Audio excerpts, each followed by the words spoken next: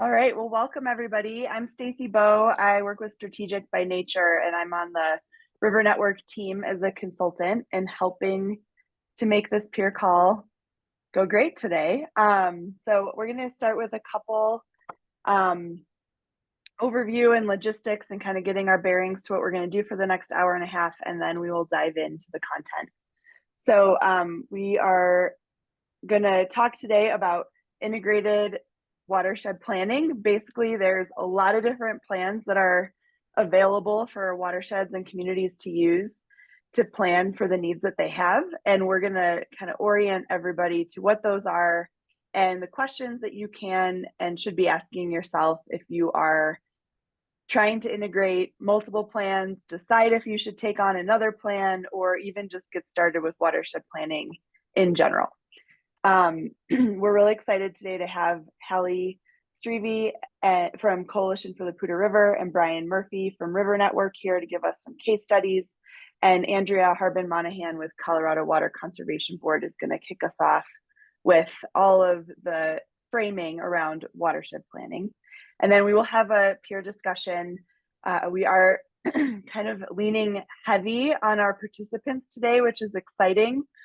So things might look a little bit different than they have in the past in terms of your, if you've participated in these calls, but it should be a really good conversation.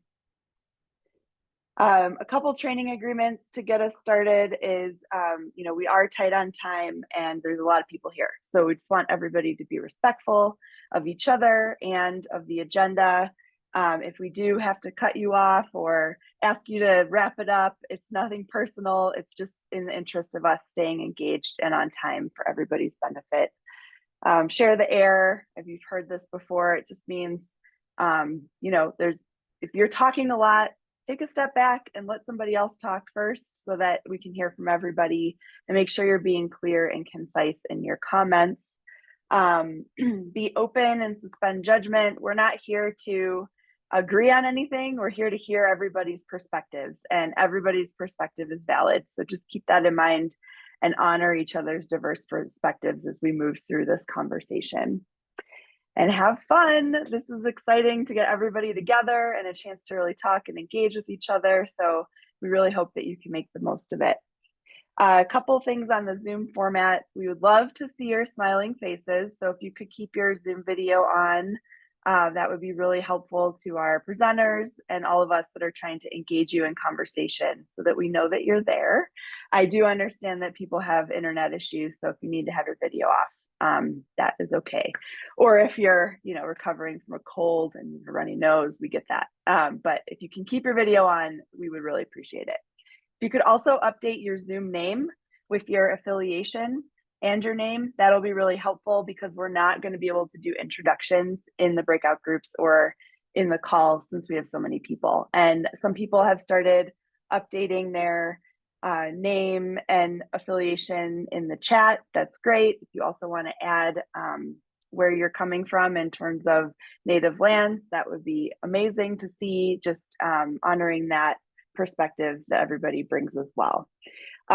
Skillfully mute and unmute as we go. I know we will never get used to that mute button no matter how far we go into Zoom world. So just be mindful of that and keep your mute button on if you're not talking.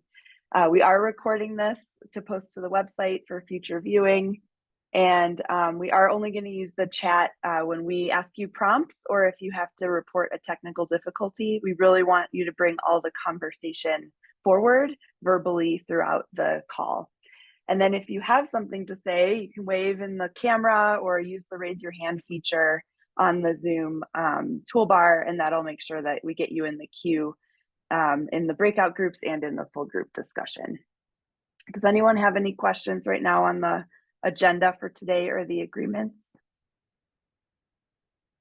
Okay, I'm going to hand it over to Chelsea, and she's going to give us some announcements on the Peer Learning Network. Yeah, thank you so much, Stacy. And thank you all for being here. It's great to see some new faces and familiar faces. And it's thank you for taking time out of your day to be here. So my first announcement is that for those of you who have been participating in the Peer Learning Network, for a while. We, in the past, have really strategically focused solely on stream management plans in Colorado, which has been amazing and really important for helping CWCB and helping move forward the efforts and goals of the Colorado Water Plan. But in the past year, we've sort of shifted our focus to broaden it to more include other types of watershed planning. And the reason for that is that, well, number one, we have seen that there are folks interested in watershed planning who are participating in our events already, and they're needing the same types of support and learning needs as folks that are working specifically on stream management plans. And also, we've just, through a lot of conversations with CWCB and with our network, found that stream management plans aren't necessarily the right plan for everybody. So we want to make sure that we're giving folks what they need in terms of the different types of plans. And you'll see that today with Andrea's presentation and with the focus of our network moving forward. So we still love our stream management plans, and we'll definitely like our baby plans, and we will be supporting those moving forward. But I just want to let you all know that that's kind of a small shift, but an important shift for our network. So for upcoming events in the network, put it on your calendars that July 25 and 26, we are planning a field trip. We don't have any of those details yet, but if you've been to our field trips in the past, they're a really great way to get to know other folks throughout the state who are working on different types of watershed plans and to kind of dig in deep to local planning efforts. And we've had our last one in Gunnison, and Cheryl, actually, who's on the call, had led a wet meadows restoration tour. We toured some infrastructure updates on agricultural lands with Trout Unlimited, and it was an amazing tour. And anyway, I'm excited to host another one this summer, and so put that on your calendar, and we'll share more information soon. Taking a lot of time here, so let me just jump down to these. If you aren't already familiar, July 1 is the Colorado Water Plan grant deadline.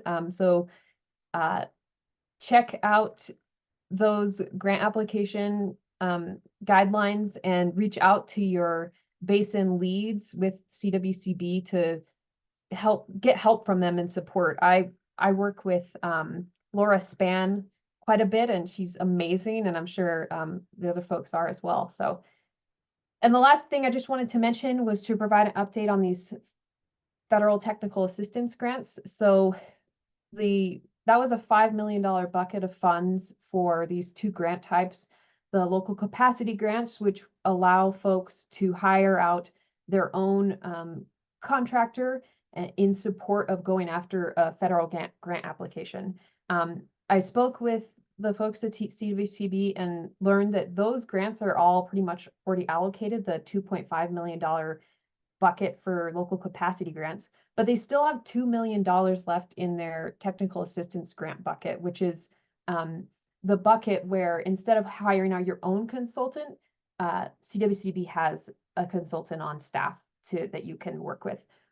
They're considering shifting those dollars around this summer based on needs so that they might be able to put more into that local capacity bucket of funds.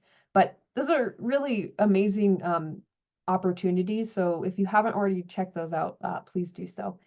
And I think I'm going to pass it over to Kim for an announcement. Thank you.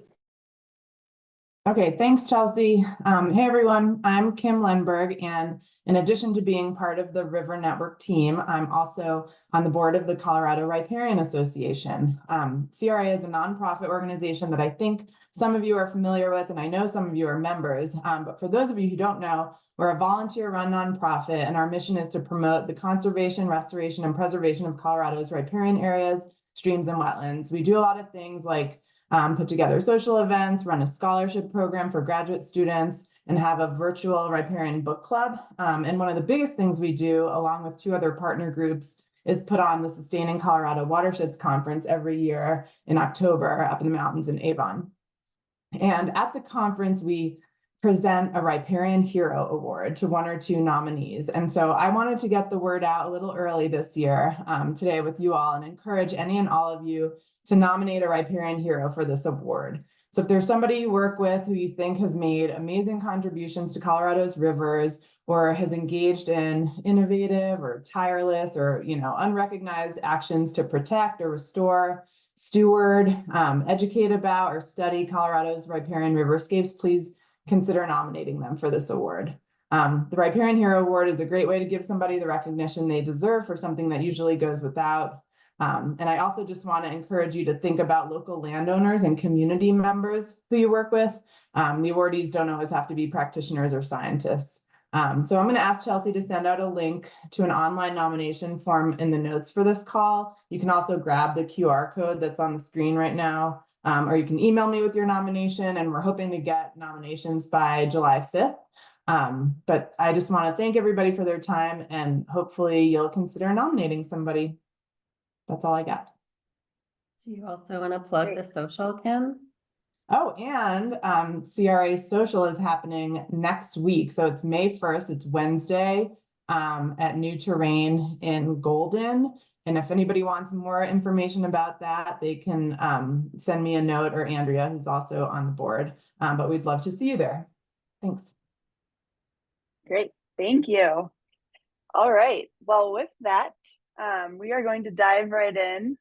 So, Andrea, do you want me to keep sharing, and you can just tell me when to advance it? Yeah. Yeah. And you have till about 10:30. So, pass the torch over to Andrea Harbin-Monahan with Colorado Water Conservation Board. Thank you. Thank you. I don't know that I'll take a full 10 or 15 minutes, but we'll see. I'm Andrea Harbin-Monahan. I'm with the Colorado Water Conservation Board. I'm going to discuss certain planning types and how they differ from one another and where overlap might exist. Next slide, Cece. So this is not an exhaustive list, but this is some planning types that I put together that we see regularly at the CWCB and that we can also help fund for the most part. So up above in the blue, we have the various planning types, and below that, there are gray boxes that indicate what the outcomes from each of those planning efforts would ideally be. And then in the red boxes below that, that indicates the types of project recommendations that we would expect to see from each planning type. So for stream management plans and integrated water management plans, these are meant to identify flow recommendations for whatever an identified risk may be within a watershed. So maybe there's a concern about flows for recreation, or potentially there are dry out points along the river at certain times of the year that might affect habitat. And so the stakeholders might want to come together to develop a flow target that would help support one or more of those uses. And these plans are meant to determine what that ideal flow would be, and then put forth recommendations to help achieve that flow. We also have EPA 9-element plans, which are also known as watershed-based plans. And these are plans that are specific to water quality issues, and particularly if there is a contaminant of concern within a watershed, these plans establish what the total maximum daily load should be for that contaminant, which is the maximum amount that the water body can handle without crossing the threshold into impairment. And then these plans establish strategies and best management practices to meet that total maximum daily load. And there are also source water protection plans, which are also water quality plans. And these are focused on protecting sources of drinking water and establishing best management practices to protect those water sources. We also have riverscape planning, which is kind of an all-encompassing term for plans that may not fit into any of these other categories, but that are concerned with the river corridor, riparian health, potentially flood risk and bank instability. And we did see a lot of these types of plans in the wake of the 2013 floods along the Front Range, for example. And so those plans were obviously very much focused on flood recovery. And so the outcomes for these riverscape planning, especially in that instance, In the short term, it was disaster recovery, but in the long term, these plans focus more on resiliency. And so they look at things like fluvial hazard zones and bank stability and riparian habitat. And the project recommendations coming out of those plans tend to be those that protect the riparian area. They allow the river to move, and they just generally create a more resilient corridor that is ideally able to absorb the impacts of a natural disaster, but also that just simply allows the river to be a river, which is dynamic in nature. And then finally, we have the Wildfire Ready Action Plans, which are part of the CWCB's Wildfire Ready Watersheds program, which is a relatively new program at the CWCB. And these plans are focused on determining where we have susceptibility from post-wildfire hazards. So we know that following wildfire, the risk of flooding is elevated, as is the risk of debris flow and sedimentation. And where those risks interact with valuable infrastructure within the watershed, that's where we have susceptibility, and that's where we want to focus on mitigating measures to protect those values at risk. And so many of these project recommendations coming out of these plans are going to be projects that we can implement now before a fire occurs, so that the risks following a fire are less. And then similarly, there are community wildfire protection plans, which are not actually watershed plans because they're not typically at the watershed scale. But I did include them here because we have had several communities inquire about combining this type of planning effort with something like a RAP. And so these plans are ones that assess the community's susceptibility to wildfire risk. So the risk that a community faces from wildfire, and then what to do in the event of a fire. And these project recommendations typically include fuelscape activities, which are things like thinning and prescribed burn, and just activities that mitigate the risk of fire. But these projects also could include things like protecting evacuation routes and having emergency plans in place. So while these plans are not as concerned with the riverscape, if done thoughtfully, they can be a good complement to watershed planning efforts, particularly RAPs, which are also very fire focused. Next slide, please, Stacy. All right, so watershed planning. This is a very simplified flow chart, but hopefully it helps make the processes for each of these plans a little more digestible and help us to visualize how they overlap and where they might differ. So in the past, as Chelsea discussed, the Peer Learning Network has focused on stream management planning, and the CWCB has funded a lot of SMPs, which is great, but we would like to take a step back and help folks understand that an SMP may not always be necessary. And as we can see, there are many other planning types that might be a better fit for a community given what their specific risks or concerns might be.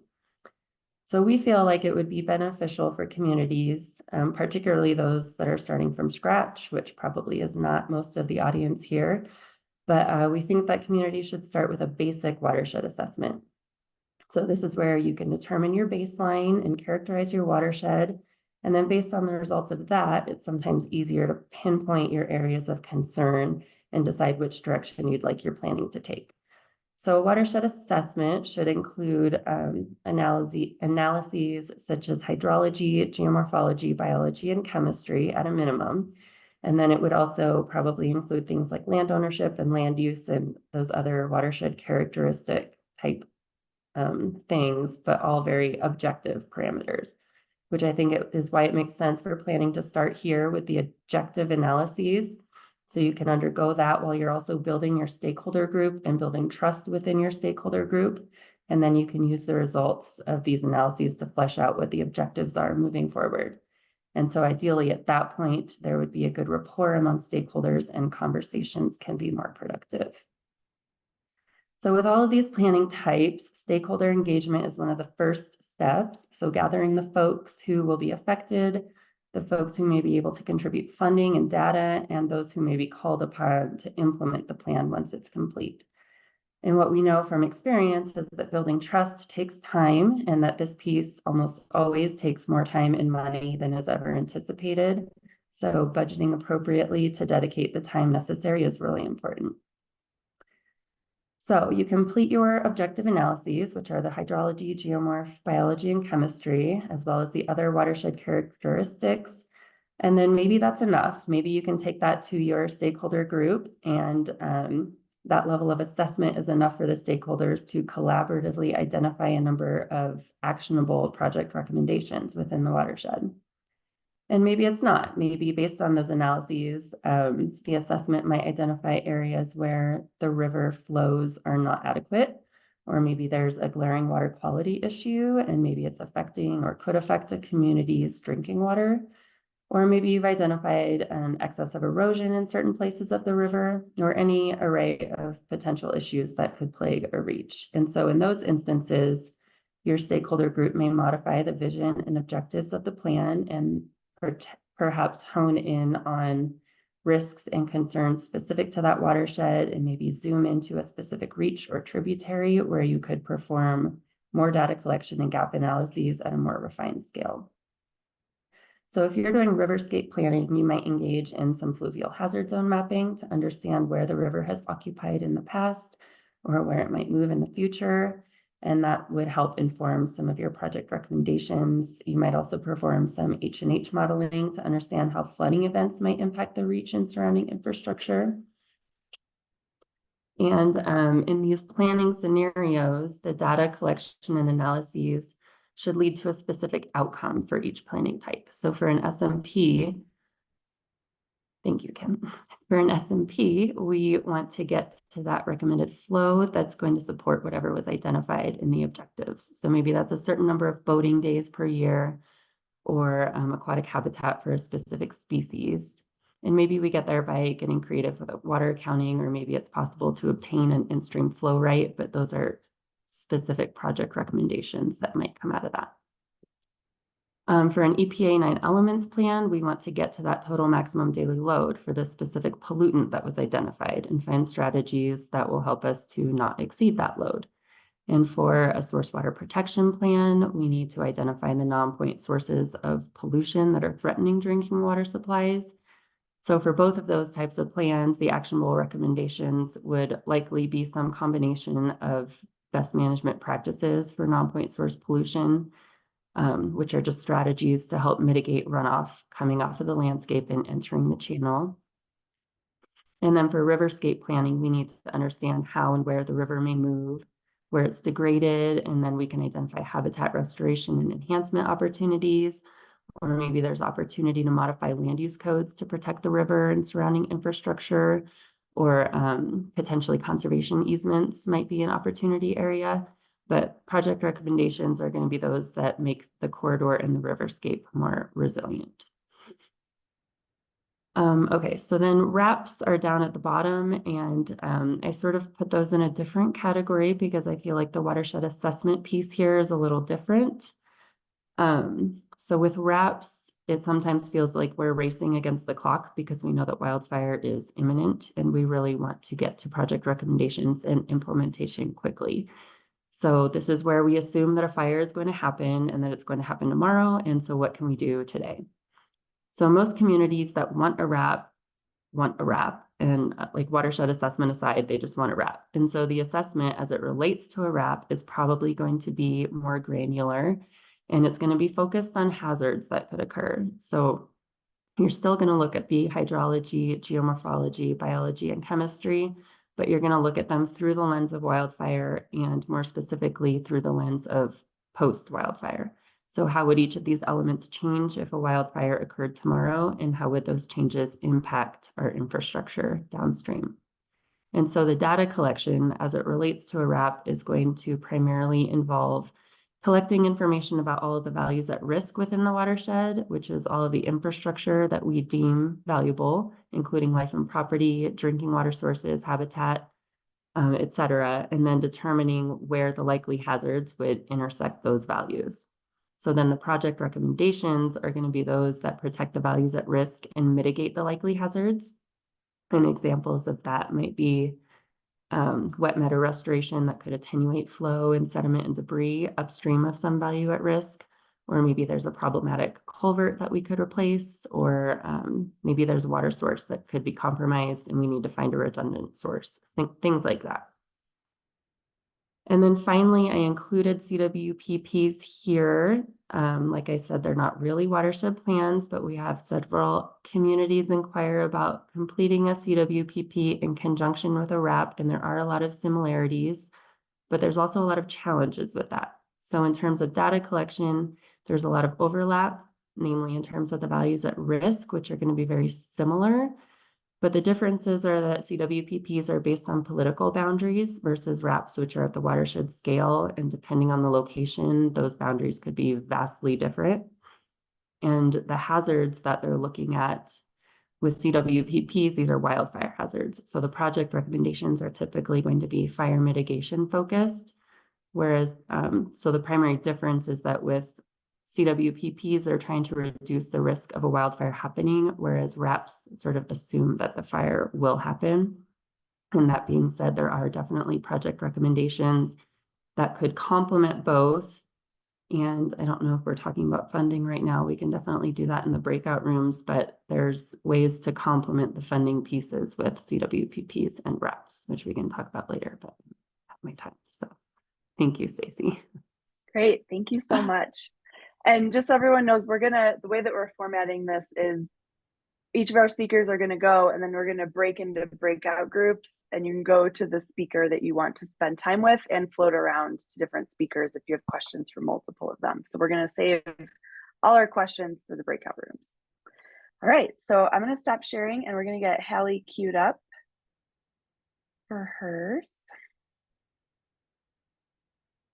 Thank you, Andrea.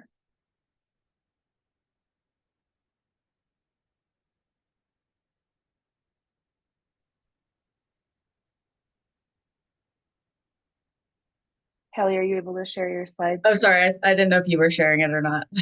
Oh, you should go ahead and share them. Okay, great. I will do that. Yeah. Sorry. Great, thanks.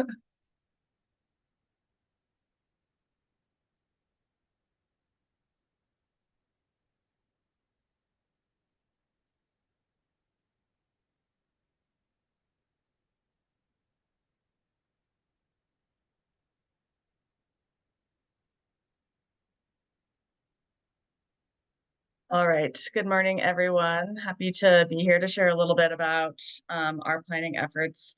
I'm going to speak to our Upper Poudre Resiliency Plan and how we used that plan more recently to update it and to kind of cater it towards a wildfire ready action plan. And then our Poudre River Health Assessment Framework. So to just give some background on the Coalition for the Poudre River Watershed, for those of you who are unfamiliar, we are a 501c3 nonprofit that was started back as an informal group in 2012 after the High Park and Hewlett Gulch wildfires burned over 90,000 acres in the watershed. Our mission is to improve and maintain the ecological health of the Poudre watershed through community collaboration. We work from headwaters in Rocky Mountain National Park to the confluence with the South Platte River. So our Upper Poudre Resiliency Plan, we first created this plan back in 2015 and 2016. And we did this, this effort was completed with JW Associates, who's done some similar planning efforts across Northern Colorado. And JW Associates also helped develop the post-fire planning needs after the 2012 High Park fire. And so they were already familiar with the watershed in general. So we worked with JW Associates and all of our stakeholder groups. So we have a dedicated Upper Poudre watershed stakeholder group that meets, now we meet quarterly, but when we were creating this plan, we met, I think, monthly. And so this plan initially was used to guide our efforts where we're focusing our forest mitigation, wildfire mitigation work. And it incorporates a bunch of different features, a bunch of different data. But the areas that are in red and orange are where our highest priorities are. And so after the 2020 Cameron Peak fire, we realized that we needed to update our resiliency plan because we had over 200,000 acres of the watershed that had since burned. In addition, a lot of other planning efforts and other land management pieces have happened in the watershed, including the U.S. Forest Service has the magic feather and black diamond prescribed burns. There's been a variety of different CWPPs that have been developed, and there's just a variety of different planning efforts and other work that have been done on the landscape. So it was time to update our plan. So we had existing funding from CWCB for post-fire work. And so we were able to reallocate some of that funding to do an update to our resilience plan. And because we already had this data from previously from our original plan back in 2015, we were able to use a lot of that data for our post-fire prioritization for the Cameron Peak fire. So you can see the Cameron Peak fire here in red. And that spanned 3 different watersheds. So the Laramie River watershed and then Big Thompson. And so that data didn't exist in those watersheds, but we had this existing data from our 2015 plan that we were able to do. So we could seamlessly kind of transfer some of that data for our post-fire prioritization. And then we had some of that existing data to update it and to kind of cater it towards a wildfire ready action plan. And so our updated resilience plan has some features of a wildfire ready action plan, but it also, focuses on some of our other priorities from our existing plan. And so that plan has just been completed, it's published. We have kind of an experience map. It's called the ARC experience map, where you can kind of delve into all the data that's on our website currently.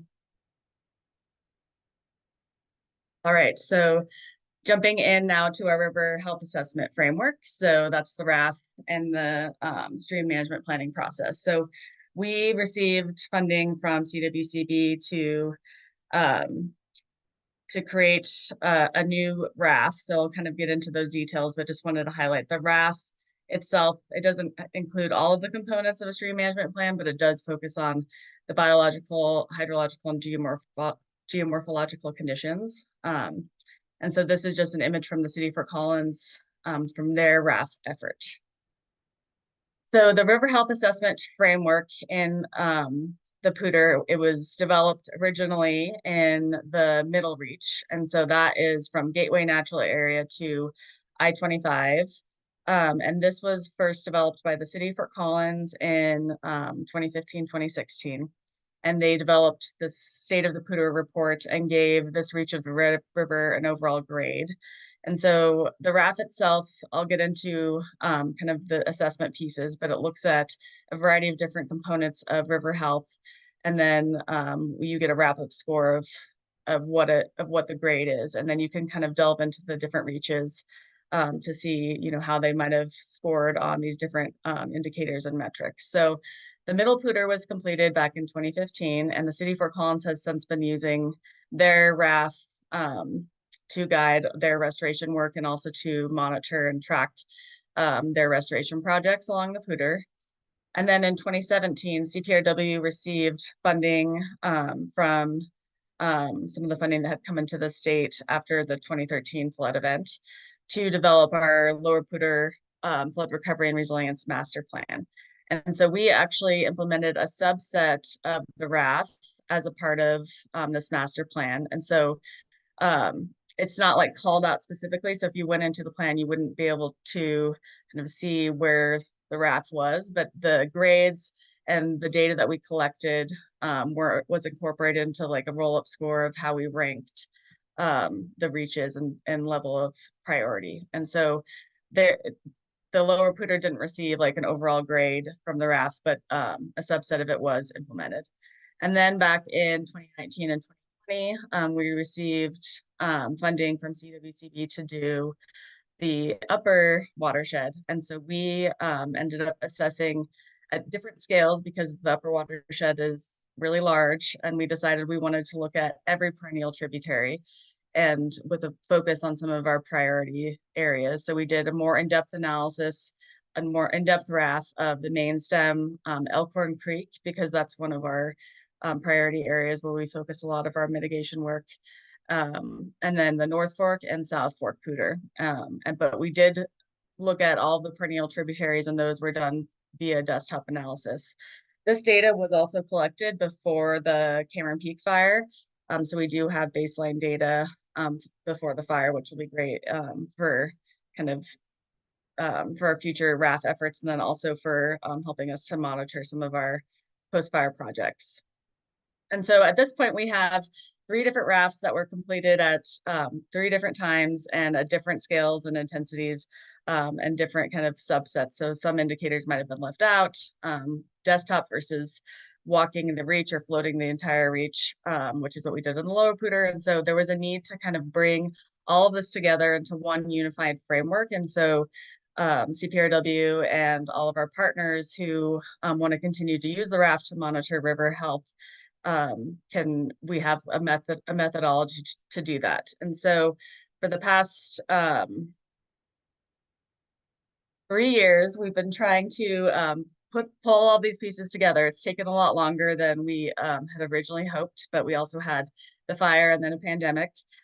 So we're getting really close to finishing this entire framework. So at this point, the purpose, just going back to like the purpose and grounding of what this effort, this next phase is that we're about to publish. So we've created a single set of grading guidelines for all the indicators and metrics. We've offered distinct recommendations for whatever geography you're at, and then the report kind of also includes a menu of different method options for conducting the assessment depending on what your needs are. And so this is kind of where we're at this point. So these indicators and metrics at its core is the River Health Assessment Framework for the Poudre. And so we actually ended up adding in some new indicators from the previous efforts, including wood regime. And then we added the river dynamics is a little bit different. So we formed these different groups of subject matter experts that focused on the variety of different indicators. And we met with them over a period of a year to really hone in on the metrics and the indicators and making sure that we had the right data. And so this is where we're at. The RAF itself looks at these indicators and then their subsequent metrics, and this is how we assign scores or the grades. And this is kind of just a high level view of what the grading guidelines are. And so each indicator has, and its subsequent metric has really specific set of grades that go along with it. So this is just kind of a broad review. So we also changed the A grade to optimally functional before. In previous efforts that was reference, but we know that at this point, nothing is really a reference. And so we decided to update that to optimally functional.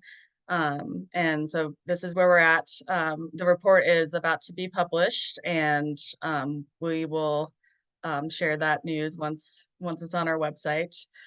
And then our next steps are to actually implement the RAF again all at the same time. So we're hoping we're starting to work with the City of Fort Collins and City of Greeley to put together resources and seek grant funding to implement the RAF from headwaters to confluence, hopefully starting in 2025. So it'll probably be a multi-year effort to get it all together, but our intent is to start the next round of the RAF next year.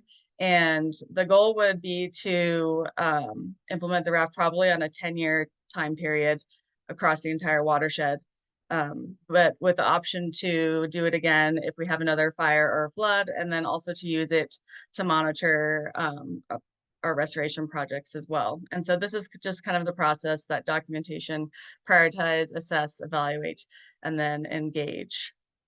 And so that is where we're at. Great. Thank you, Hallie, so much. That was a great presentation. And we're going to have Brian get queued up here for the last presentation, and then we'll go into breakout rooms. Go ahead, Brian.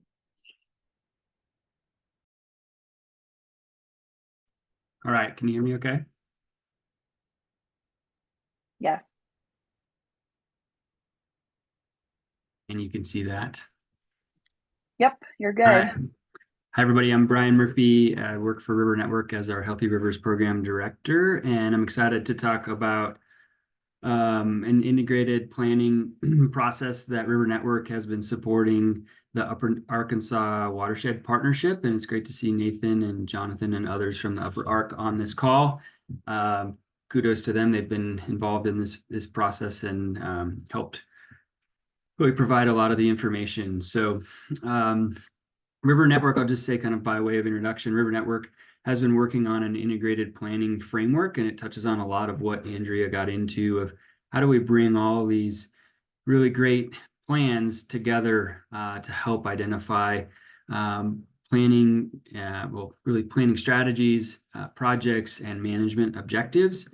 We refer to that as integrated river management, and certainly can share more on information on that. But one of the things that we've been doing under that umbrella of integrated river management is trying to help watershed organizations like the Upper Arkansas Watershed Partnership or the Yampa River Collaborative and others that are interested in bringing together these different plans, like Hallie talked about, into an action-oriented type of objective. And so that's what we've helped the Upper Arkansas Watershed Partnership do, is through various planning objectives that they've had, bring that plan together. And I'll talk a little bit about that here in a second. I just want to acknowledge the different partners, in particular the Central Colorado Conservancy, Colorado Trout Unlimited in their state chapter, as well as the Collegiate Peaks, the Arkansas River Watershed Partnership, Chaffee County. So really great group of people. And that leadership team really came together to develop the goals through a charting process. I don't have time today to go into each of these goals, but they really helped guide the selection of the strategies and ultimately some of the key actions and projects that come out of this integrated action plan. So a little bit about kind of the planning efforts. Andrea and Hallie really set the stage nicely for me. The Upper Arkansas Watershed Partnership over the last probably 4 to 5 years has done a series of plans. And I've just listed a few here in the top bullets. There's a number of other plans out there and some ongoing ones, but they've done some work on low-tech process-based restoration report that Ecometrics put together.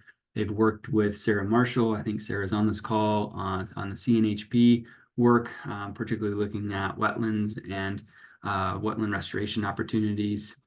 They're working on an EPA 9 elements plan that Andrea mentioned, and they've also done some beaver restoration opportunity assessments on national forest lands. Again, that was work was done by Mark Beardsley and his great team over at Ecometrics.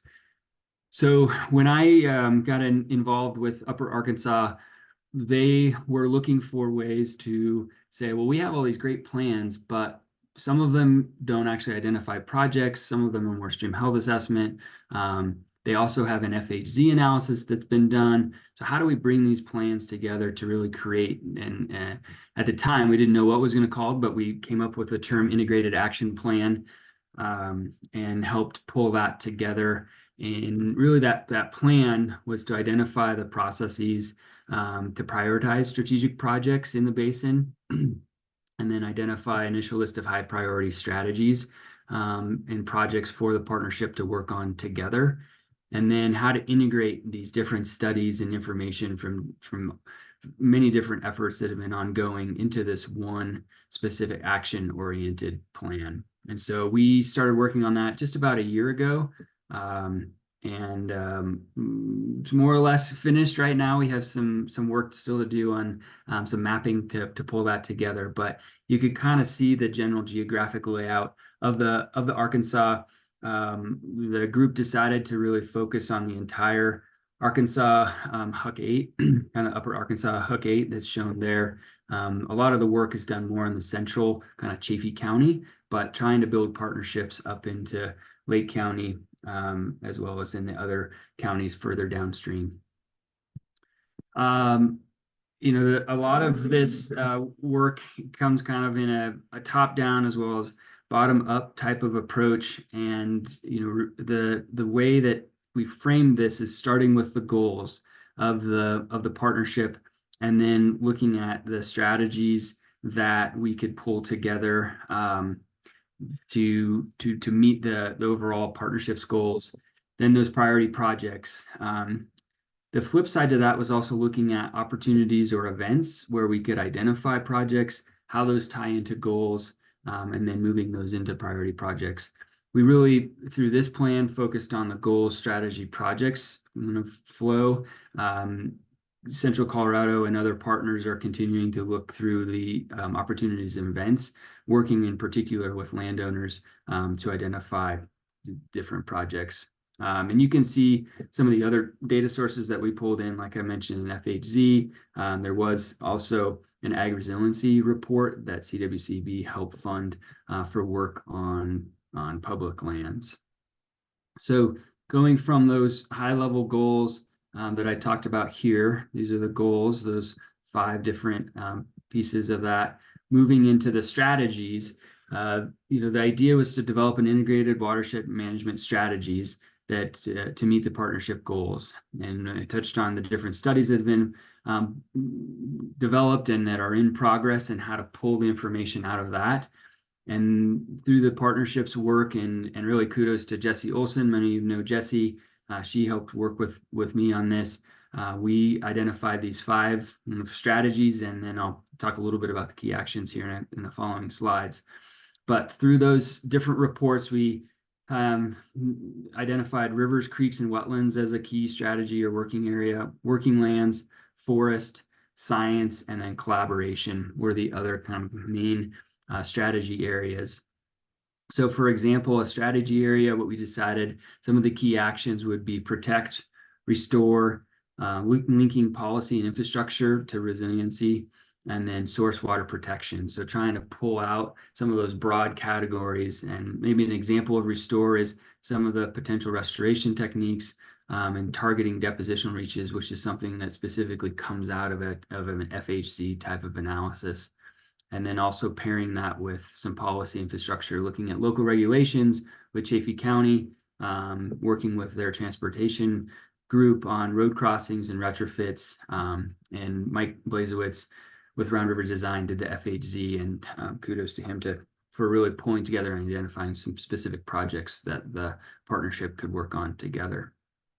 I'll just quickly highlight the other strategy categories: working lands, forest, science, and collaboration. And you can kind of see the key actions that they've identified under each of those, and then projects that would fall out. And the key thing is that of these 5 strategy categories, projects were pulled or identified from all of the different previous planning studies. So that's really the integration piece of this, is pulling those projects and putting them under these different umbrellas of different strategies. And then the partnership is starting to identify a lead for each of these strategic areas that then they would work on funding, working with landowners to identify access, and just kind of building momentum to implementing projects within these different categories. They really started collaborating on the project identification and prioritization pieces of this. Again, some of the different plans did not really specifically identify projects or even prioritize them. So this action-oriented plan helped them go through that process, and then they began identifying some of their top priority projects through some screening criteria that I don't have time to go through here. But if you're interested in what those screening criteria look like, feel free to reach out to me or Nathan with Central Colorado. They did identify these 5 landscape/riverscapes as high priority project areas, including the South Arkansas River, Cottonwood Creek, Chalk Creek, Browns Creek, and then some of the main stem Upper Arkansas. And they have specific areas that they're working on. That's one of the outstanding items for me to be doing, is that helping them with a map that shows where all of these are specifically located, and then starting to develop some project specific cut sheets or informational sheets on each of those. So I think overall the process has worked really well, as I mentioned, through this action planning process of really starting with the goals of the organization, looking at all the different information that's out there, how those can be combined or integrated into different strategies, and then linking that to the priority projects that the partnership can work on together. And as they continue to work, identifying opportunities and projects through different events that they're hosting in the Arkansas River Basin. That's all that I have. I just want to make sure that we have time for a good discussion, but thanks for your attention, and I look forward to the breakout. Thanks, Brian. I'm gonna share my screen real quick.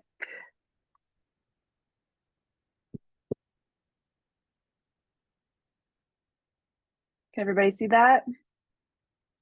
Okay. All right. So our breakout groups, I'm just going to give you the quick rundown and then I'll launch you into those. So the purpose is for you to just have some time to talk through with these presenters your challenges with integrating your planning efforts or just with watershed planning in general. We're going to have about 30 minutes, maybe about 25 to do the breakout discussion. And there's 3 options of groups that you can go into. Brian's group, Hallie's group, or Andrea's group. Brian's group is going to be group 1, and they're going to talk about your community has multiple plans. How do you integrate them? So where do you start? Hallie's group is going to talk about really thinking about, we already have a stream management plan or a RAP, but how do we know if we need to add another type of plan? And how do we know if that's good for us or not? And then the third group is Andrea's group. And that's really focused on, we don't really have a plan right now. Maybe you have a watershed assessment, but you don't have a plan. How do we know which is the best approach for us to move forward with? So you could pick your groups based on the question. You could pick your group based on what presenter you have questions for. And you can also float between groups in the about 25, 30 minutes that we'll have in the breakout discussion. Each group has a facilitator, which is the presenter, and a note taker. And remember to give everybody a chance to ask questions and talk. So just be mindful that you're not taking the entire time for your own questions and sharing that with everybody else. And if you could turn your videos on in the breakout groups, that would be very helpful for people. Does anyone have any questions about the breakout rooms? Okay, well, I'm going to hit go, and you should get a pop-up that says choose group 1, 2, or 3, and you will choose that group and go on in. And we will talk soon. And all the facilitators and note takers, you should be automatically put in your rooms, so you don't need to worry about it. All right, we'll see you soon. Thanks.